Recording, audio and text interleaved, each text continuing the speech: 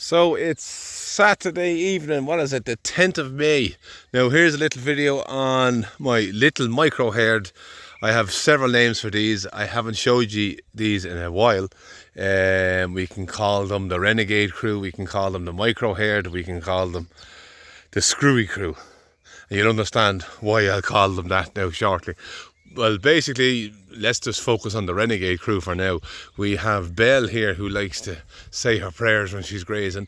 Even when she's been left into lovely May grass, she still thinks the grass is greener on the other side. So her full brother actually did that as well, would you believe? So her mother is that white lady there. That is Davy's heifer.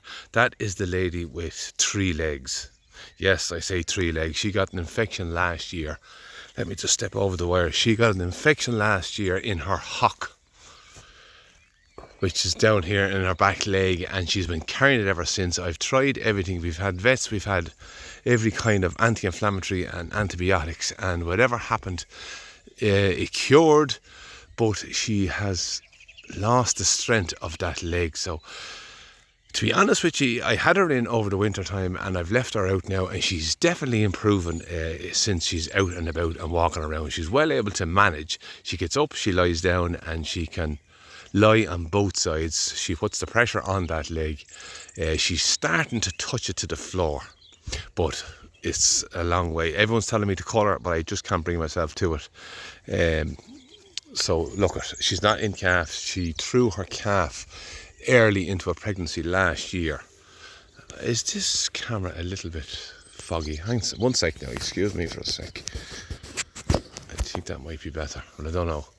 She threw her pregnancy early last year when we were vaccinating, or not vaccinating, when we were, what were we doing? We gave her a bottle of antibiotics, anti-inflammatories, all that thing. It was too much for her to handle, and she threw a small little bit of a thing. So she's not in calf, and she is cycling, and she's starting to thrive as well. So what we have in here is her daughter here. This is Belle. She is the first heifer calf that she ever had. Then we had this little lady here last year. So this is a yearling. When this one got the infection in her hock, she dried up very quick, and we had to wean the calf. So the calf is a little bit of a, she's starting to thrive very well now, but she didn't have the best start in life either. So this is why we're calling them the screwy crew, also, as well as the renegade crew. We have over here motherless May, who hadn't the best start either. She was kicked off her mother. She had no interest in her, so she hooked up with this little roan. So little roan is little Red's calf, so they were reared together by the same cow. So motherless May ended up turning out the better of the two, because she was a little bit more pushy, I suppose, for the milk, and she used to suck off a few other cows as well. So she turned out a grand little heifer. This lady I've recently dosed. She just looked like she needed that little bit of help. She had a slight swelling under her jaw here, so I dosed her last week, and it's gone down now. They were both dosed as calves as well, which is funny. So the ones that I intervened with needed to be intervened with regularly. I had to intervene again. So that is the story with her. Now you can see this lady still has her head under that wire. She's just mad anxious to get a bang at that fence. So we have mains power here. They definitely have manners, and I need them to have manners, because the next part of our little story here is the little heads that we have put down. So I have put down some whitethorn, and I put down some mountain ash rowan trees along here, and I'm trying to make sure that they don't go near them. So these are small little cells. This is only a small place here, but it's ideal for these handy little cattle and just the few numbers that I have. You can notice that. You can see the way she's there. She's leaving no weight at all on that far leg. But when she makes her first step, she uses it. So I have hope for her yet. I'm going to hold on to her and see how she gets on. She's thriving anyhow. You couldn't get rid of her in that condition anyhow, but she's perfectly able to get up, graze. She's happy, she's not in pain. Well, I don't know about the end of it, the pain end of it, but the infection is gone. The big wound that she had has cured, and she's managing away. So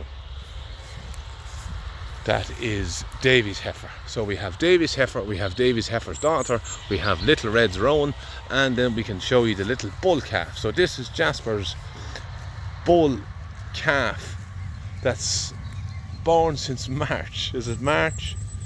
The middle of March, I think after Paddy's Day, yeah.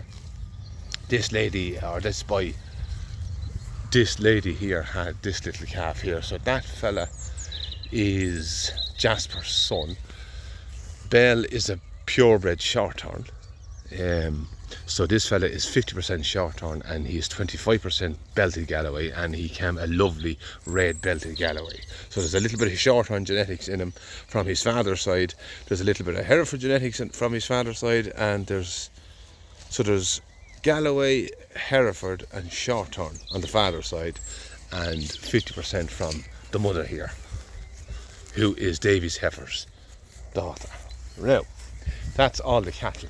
We also have, travelling here after us, is my little micro equine herd. Let me jump my little hedge here. Oh Lord God help us. Now here's a perfect example. Now you all know that it's very dry lately, so I'm kind of grazing that little bit tighter because I don't want to run out of grass, so I'm going to use the grass that I have. Oh, anyhow. So the cattle I'm after just moving in off this. So the cattle have gone through onto that little cell there. They're 24-hour cells. And I've just allowed the ponies in here. So what we have here is Luna's foal from last year, a filly foal. The black lady there, well, she's a dark bay. Behind, he's a colt. There's a yearling filly there. She is by Prince Richard out of my mare Luna, the grey mare.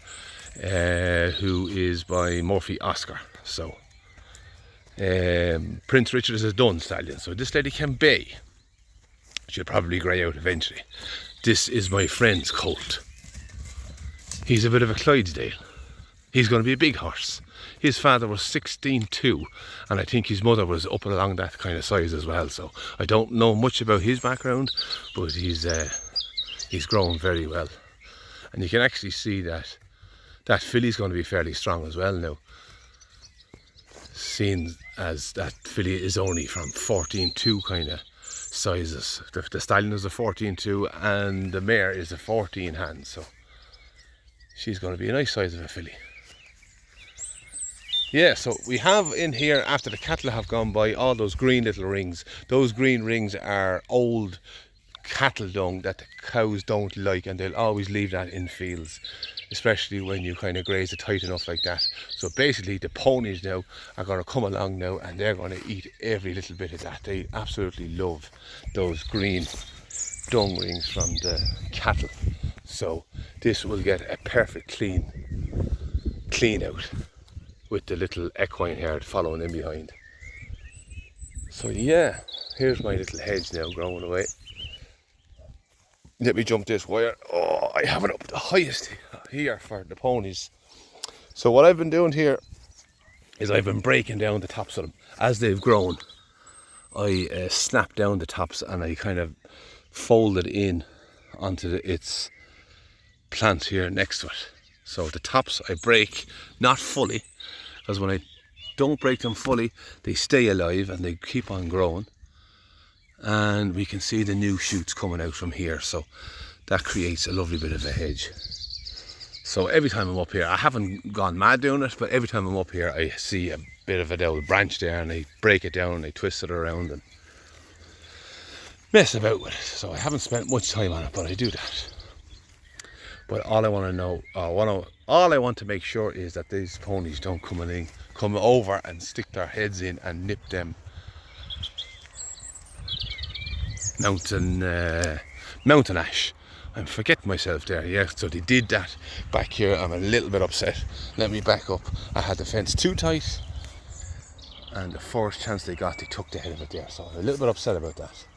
So I pull it out that extra bit, and you can see the green line from Belle there, the way she goes down on her knees and she sticks the head in and she grazes it up as tight as she can. So I know I have it out far, but I don't actually lose that much grass either by doing it. So yeah, what other news is there? Oh yes, also I've quit any kind of topping this year. There's my There is my dockins, and we have the green dock beetle coming along, laying her eggs on the back of that. And you can see when they hatch, they literally decimate them dock leaves. So can I find any of them? You'll see on the back of them. You'll see on the back of them the little cluster of yellow eggs. I have to jump this fucking fence again. I'm going to get an awful bang right between the legs.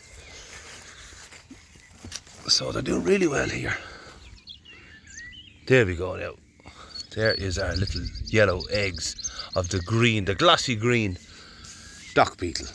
So when they hatch, they go to town on the dockins. So I'm no longer topping.